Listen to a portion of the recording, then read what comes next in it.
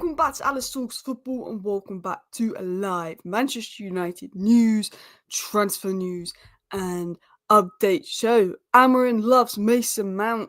Could Zirkzee be on the way out? I'm going to say this. Every single day there is an article coming out bashing Zirkzee, saying he's leaving, saying the club don't rate him.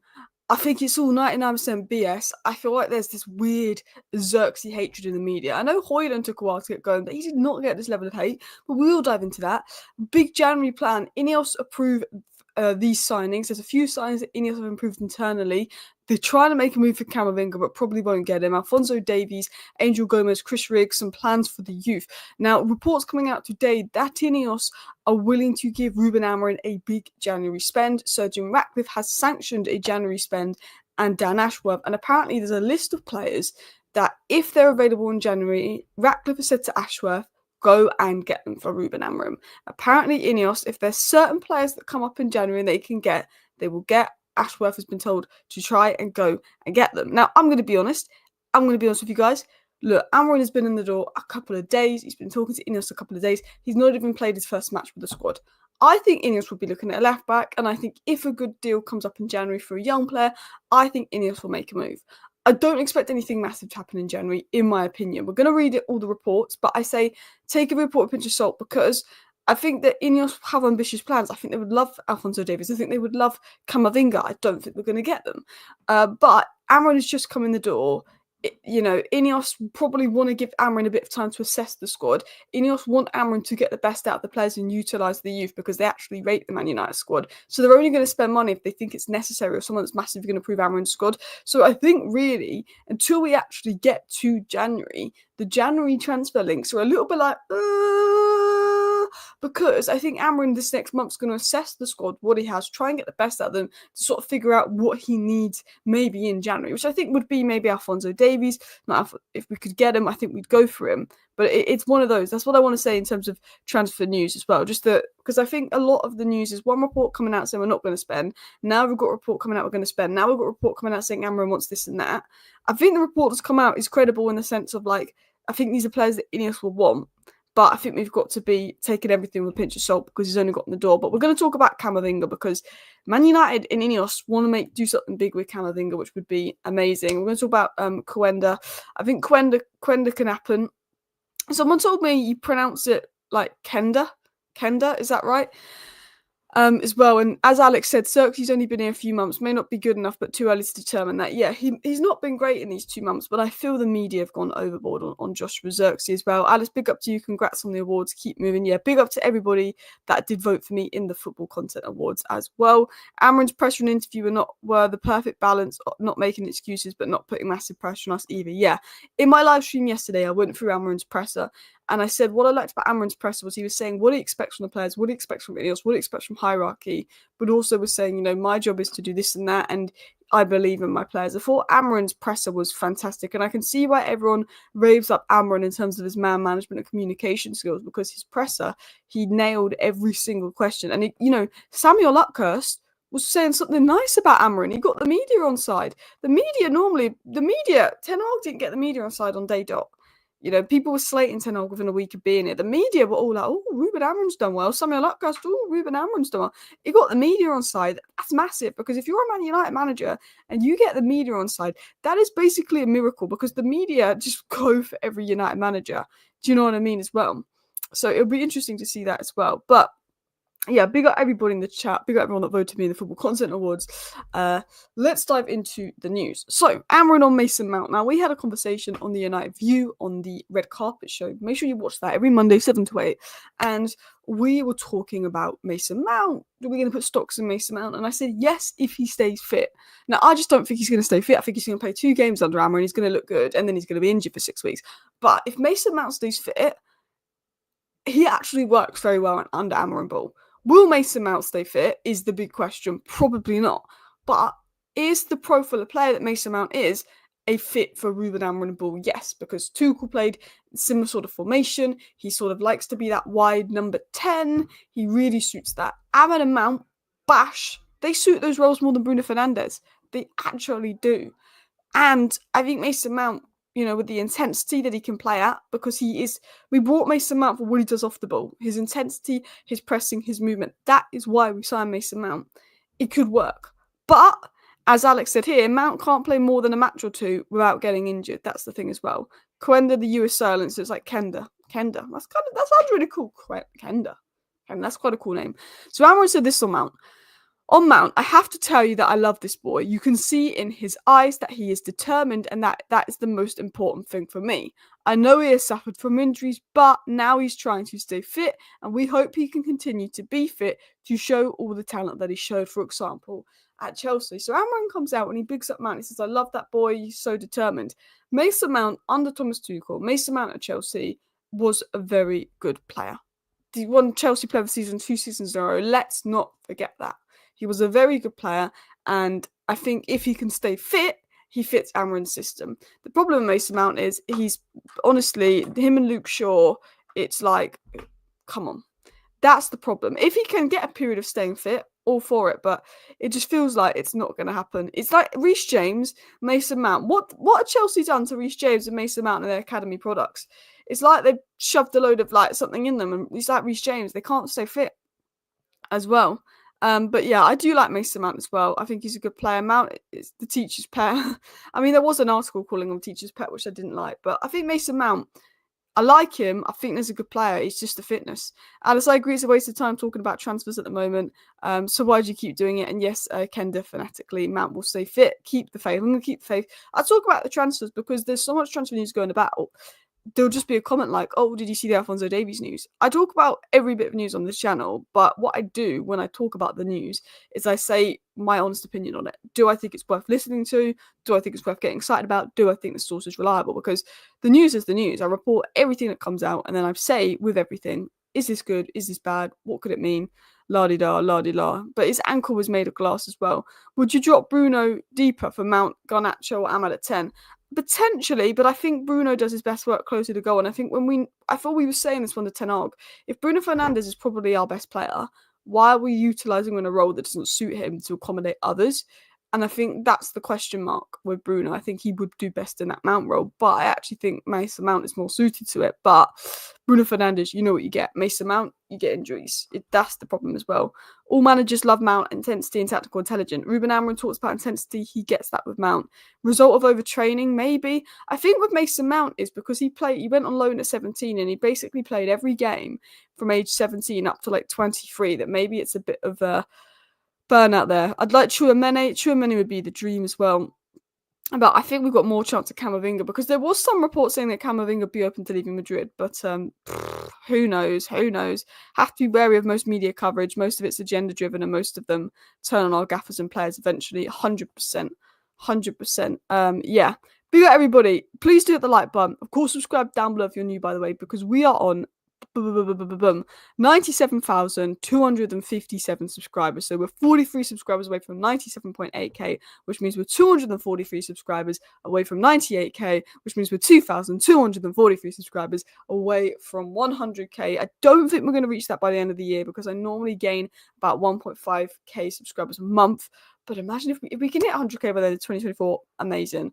But I feel like it's coming in January. But please do subscribe if you're new. But let's get into Zirkzee news. Now, I'm kind of fed up with the Zirkzee news because I think it's just international rate. They need something to write about. People just like to hate on Zirkzee. It's so over the top. But senior Man United figures believe Joshua Zirkzee is not good enough for the club. Joshua Zirkzee has played 699 minutes of football for Manchester United, which is less than 8 full games. Less than 8 full games. So we've decided Joshua Zirkzee, that's played less than 8 full games, is not good enough for United. We're going to have to sell him in January. Screw him. He's 23, new league, been used in a role that we didn't sign him for, and people are writing him off. This is why I will not hate on Zirkzee. He's played less than 8 full games. He's 23 years of age. He's moved to a new league, which is a very different style of play. And also, he was coming in to be the connector, to be the facilitator of play, and then we're using him as the box striker, which is what, if you wanted a box striker, you should have signed a fucking box striker, not a link-up play striker. Do you know what I mean? So with Zirkzee, we're using him wrong. He's played less than 8 full games.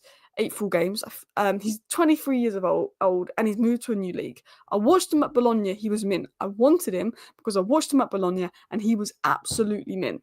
So, yeah, I think the media don't like Zirkzee because he doesn't look the best, he doesn't run the best, and they're like, let's hate on this player. For me, has he been good enough? No. Am I going to write him off after 7-8 games? Absolutely not. It's ridiculous. Absolutely. The latest report of concern over the 23-year-old's position at United comes from the Manchester Evening News, who write, some senior club figures have not concluded Zirkzee, who has scored 1 goal in 17 games, is not good enough 4 months on from his £36.5 million transfer from Bologna. 1 goal in 17 games, but when you deep it, he's got 1 goal in about 699 minutes of football where he's been used wrong. Should he have 3 goals? Yes. Should he have scored 2 more goals? There's 2 big chances I think he could have scored. Yes. But I'm also going to say this with Joshua Zirkzee, okay? He wasn't brought in to score goals, which, okay, he was because he's a striker, but he was brought in to be the facilitator, to connect the play. Joshua Zirkzee has never been a 20-goal season striker, and I think that's where he's misunderstood. He's someone that links the play and would allow us to get 20 more goals. Højlund is someone that could become a 20 goals a season striker. Højlund for sure. But Zirkzee is someone that might not score 20 goals. He might get 12 goals, but he's the kind of guy that, as a club, we'd get 20 more goals because of Zirkzee's presence on the pitch. He'll link up play. He'll play in Rashford. We saw that in the Southampton game. We saw that in the Crystal Palace game. Zirkzee's movement, his link up, how the team played so much better in attack and the retention was so much better in attack with Zirkzee on the pitch. Zirkzee is someone in the Brighton game. We saw it in the Southampton game. We saw it in the Crystal Palace game. We saw it. He is someone that would improve us, but we've not seen it enough, obviously. And I think people need to jump off the Zirkzee hate bandwagon. I think it's gone a bit over the top. I do question going for that profile of 9, a more finished Article 9 to give Rasmus development could have been made more sense, 100%. I did want that profile because I thought if we're not creating service for our striker, whoever we bring in the striker is going to be starved. So maybe let's get someone that drops a bit deeper. And I said Cunha, João Pedro and Zirkzee were my picks. But Ten Hag then utilised them wrong. So Ten Hag didn't use them like that. So that's the annoying thing as well. But I think there's a good player in Zirkzee. For me, I just think look, he might be crap, and in a year's time, we might be saying sell him. But I think it's so early to write him off. Now, Sir Jim Ratcliffe is keen to make changes in January and has already instructed Dan Ashworth to start formalising plans for the January transfer window. Is news coming out. Now, we actually discussed some of this news in my live show yesterday, but obviously I wanted to focus my live show yesterday away from transfer news and focus the live show more on Ruben Amorim's press conference, his first press conference and stuff as well. Also, the Chelsea-Leicester game is at 12:30, so I will the Chelsea-Leicester game. We need Leicester to do something, but I have a feeling Chelsea will win. Alice, is Cole Palmer in the starting lineup for Chelsea? I've got him in FPL, or I've got him in FPL, so I'm actually going to check that now. Because there was a rumour that Cole Palmer was injured. Let me look at the lines up. No, Cole Palmer's in it, so we're fine. Nicholas Jackson, Beke is the front three. Enzo Fernandez, Caicedo, pivot. Colwell, Badiashile, Cucurella, Fofana. Yeah, just checking for the FPL. But let's dive into this. So Jim Ratcliffe is keen to make changes in January. La. So we'll get into a few other stories. Wait, is that leg? Oh, please do hit the like button, guys. So anyway, INEOS are determined to ensure their recruitment strategy is meticulously committing to spending only when they're 100% confident in a player's fit with Ruben Amorim's vision. Internally, high-profile stars such as Alphonso Davies, Eduardo Camavinga, and Kenda have already received approval. The next step for INEOS is to go all out in exploring the possibility of securing these marquee signings. INEOS may try their luck in January. Ratcliffe has reportedly given Dan Ashworth the green light, stating, if you can get them, go for it. This signals INEOS' commitment to backing Manchester United's recruitment efforts, particularly in securing top targets who align with Ruben Amorim's vision for the club. Despite recent reports of a tight budget, INEOS are prepared to back Ruben Amorim with up to 2 signings in January, provided they are deemed fit. Internally, 2 potential signings have been approved ahead of the January window, but it remains to be seen whether United will move forward for these deals during the transfer period. So in terms of transfer plans, in terms of what United have going on, we know that Ratcliffe is keen to make changes in January. He's told Dan Ashworth to do that. United will go for players if they're 100% sure, and Davies, Camavinga and Cuenda have been approved internally by INEOS. Now, Ratcliffe has said to Dan Ashworth, if you can get any of those 3 players, go and get them. They've been approved internally. Kenda, Davies, Camavinga. If you can get any of those players, he's told Dan Ashworth to get them in January. He will pay for that. Is he going to get Camavinga in January? I'd be shocked. Is he going to get Alphonso Davies in January? I'd be shocked. Is he going to get Kenda in January? I believe we have to wait till the summer because I think we have a gentleman's agreement with Sporting not to raid them in January. I would be shocked. But apparently those 3 players, if we can get them, they've been told to get them. That's the case. This is them backing them. And essentially it's been saying that the green light is there. INEOS have basically approved 2 signings. INEOS is prepared to also back Ruben Amorim with 2 signings in January, provided they're deemed the right fit. If the right 2 signings are there that have been approved by the club, we know the names that have been approved by the club, they would bring in 2 signings. My theory is left wing back and maybe someone young like Naipan, Chris Rigg, Franco Mastantuono. I think it's a fullback. I think it's a young player. But INEOS are apparently willing to spend in January. Now, I'm going to get into the Camavinga news, but I am going to say take the Camavinga news with a pinch of salt because I don't think we're going to get Camavinga, but we can dream, we can hope. But Manchester United are ready to take out their checkbook for 22-year-old contact made with agent. Apparently, we've made contact with Camavinga's agent, la-di-la. Now, according to Burnabout Digital, Camavinga is on the radar and Manchester United are prepared to take their checkbook to get the deal done. Although he is flattered by interest shown by the Premier League club, he does wish to stay at Real Madrid for now. Now, there is reports coming out that Camavinga would be willing to move from Real Madrid. He's not sure, la-di-da. But again, I don't see Camavinga leaving Real Madrid for United. I hope he does. Do I see it happening? No, let's be honest. I think with Camavinga, great player, would love him at United. I think INEOS will, of course, go for him. Why wouldn't they go for him? But realistically, I don't see anything happening in terms of Camavinga. I'm just going to get into a few live chats, but I want to get into the Kenda news. I want to get into the Alphonso Davies news. I want to get into a variety of news as well. But let's talk about things as well. Everybody in the chat, Camavinga will have better potential than Tchouaméni. Probably. Kenda needs one more season Sporting. I agree. I don't think getting him in January is a need. I think it's one of give him another year to develop as well. Too much pressure for him to go to United in January or next summer, get him in summer 2026. Fair enough. Camavinga is versatile as well. I can see why Amorim would want him 100%. I'd love Camavinga at United, but again, I don't think it's going to happen. Sounds like United want following the same route as Liverpool in the transfer window. No quick fixes, always focusing on first choice targets. Yeah, Liverpool have got their recruitment very well done. They've missed out on key targets, Enzo Fernandez, Subamende, Camavinga, Tchouaméni. Liverpool have missed out on a lot of midfielders, Caicedo, but they always sort of find a way. They didn't panic. They didn't go and spend 60 million on another DM. They thought, we'll bring Endo in, so we've got a DM. That's what they were saying. And then they thought, you know what, let's see if Gravenberch can do a job there, rather than maybe them rushing and signing Varela and Varela not being good enough. Liverpool always make sure with signings that they're 100% sure, and I think that's the approach that INEOS want, is what FSG have done with Liverpool. Make sure that they're the right one or don't get them. If you miss out on your number 1 target, don't panic and get your number 2 if you're not sure. Utilise what you've got, and I think Liverpool have done recruitment so well in that sense. Big fan of Camavinga and his versatility, says Alex B. Me too.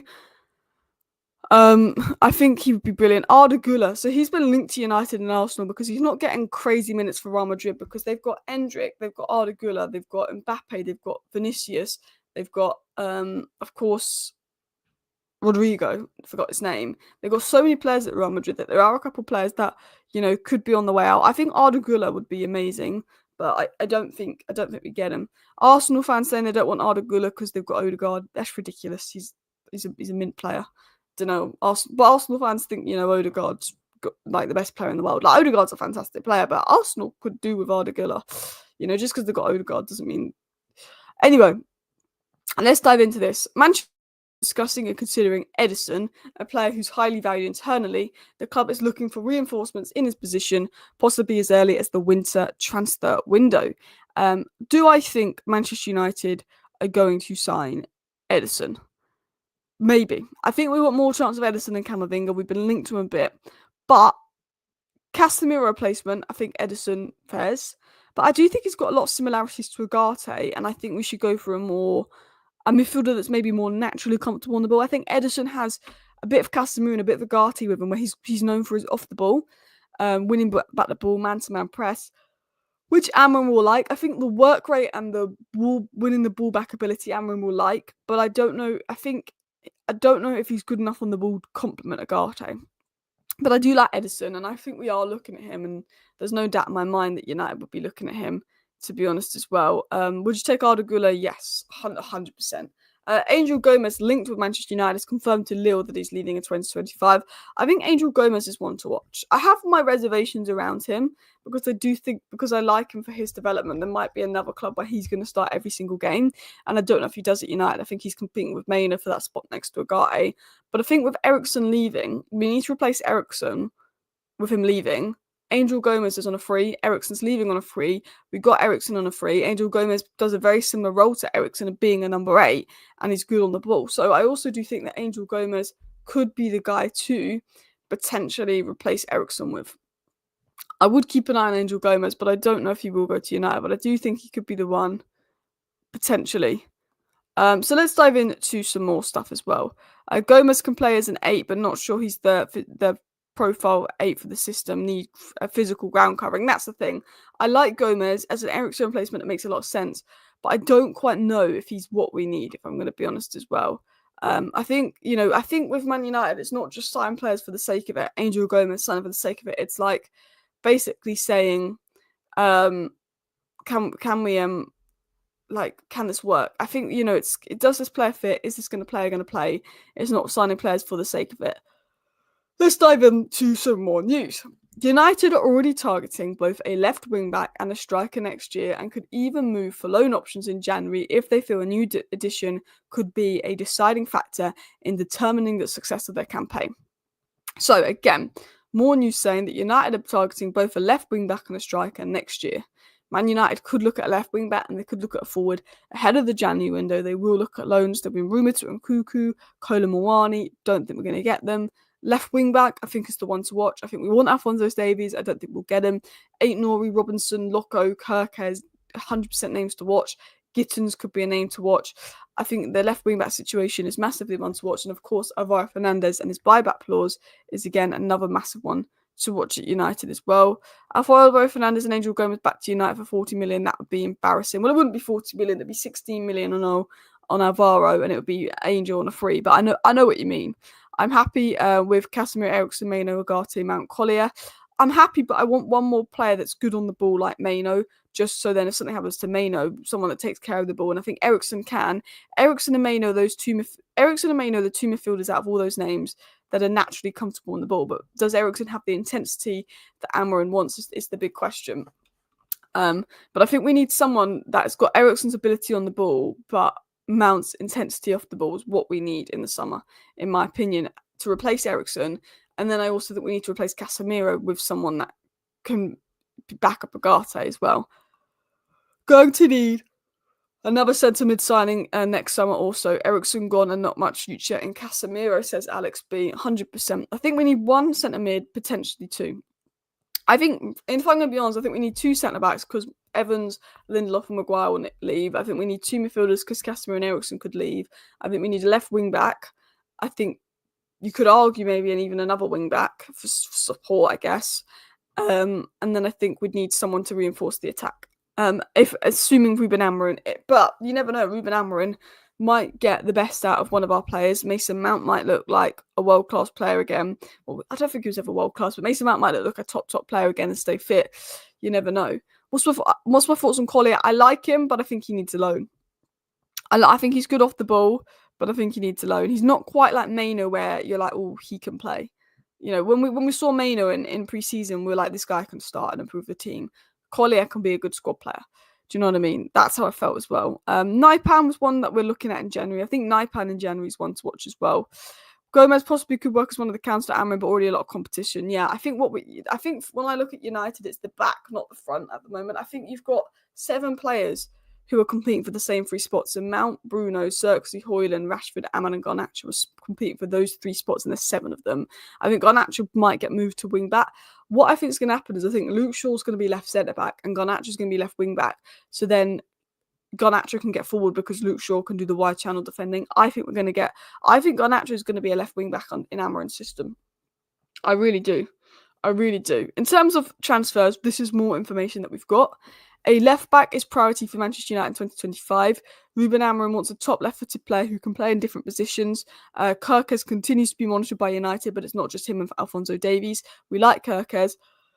We like Alphonso Davies. I think Bournemouth would charge a fortune for Zirkzee in January, so I can't see that happening. Said internal talks have started for a new left-back in 2025. I do think we will look in January, but I think summer is more likely, but I think we're going to try and at least get someone on loan in January. It said that Man United are considering exercising a buyback clause for Alvaro. It's said to be around 20 million euros as well, which is 16 million pounds. Zirkzee is one to watch. Liverpool want him as well. I think Robinson, Zirkzee ain't Nora ones to watch, but I think with Zirkzee's age, I think, Man United and Liverpool could maybe look at Zirkzee. But obviously, these are sort of the left backs that we're looking at. It said that Sporting expect Man United to make an offer for 17-year-old winger Giovanni Kenda next year. I think we'll make an offer for him in the summer, not January. And Angel Gomez remains the top target for Manchester United under Ruben Amorim, and Ashworth and Wilcox believe he can be a crucial part of Amorim's master plan for success. We had Surgeon Ratcliffe is keen to make changes in January and has instructed Dan Ashworth to start formalising plans. United apparently asked about Burnley keeper James Trafford, maybe if Bayern is leaving, and that United are also very interested in signing Alphonso Davies, according to Mappeteers, but we've known that for a while.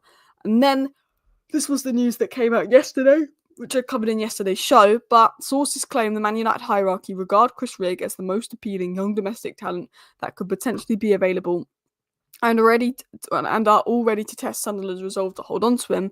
Sunderland are aware of Manchester United's growing interest in Rigg, but will resist all approaches for the teenager during the January window. A January approach from United regarded as likely. Some sources saying it's likely that United will make a January approach for Chris Rigg, which kind of maybe we will. And another source said that Dan Ashworth has been entrusted with the task of identifying and recruiting top young talent for United. The club have been closely monitoring prospects such as Naipan, Chris Rigg and Mastan Tuno. A January move for these promising players remains a possibility and cannot be ruled out. So there's a lot of interesting news coming out about sort of what United could do in January for Chris Rigg as well. So there's definitely lots of things to keep an eye on ahead of the January window. I think Naipan is the easiest deal. I don't know if we're going to go for Naipan now that Amorim's in, but I also think if I had to put a guess on who we'd sign, I'd probably just say Naipan for how easy it is. By the way, guys, we are 40 subscribers away from 97.8k, so please do subscribe down to the channel if you're new. I go live every single morning or every single evening on the channel, but at the weekends I go live in the morning, and then I also do 10-minute news roundup videos, so you get all the news in 10 minutes if you don't want to watch a half an hour live show. But big up everybody in the chat. Angel Gomez would be great, I agree.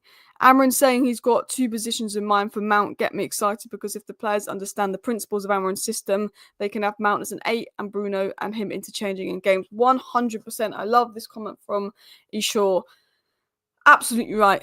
Two positions in mind for Mount, and I think that's exciting. Naipan's a no-brainer. We could get Gyökeres. I think Gyökeres is one to watch in the summer. Depends how Højlund and Rashford are going to do in these next 6 months, I think, with Gyökeres, because I think we don't want to spend loads of money on a striker when we just brought Højlund and Zirkzee in, but at the same time, if they're not performing, then we'll need to spend a load of money on a striker as well.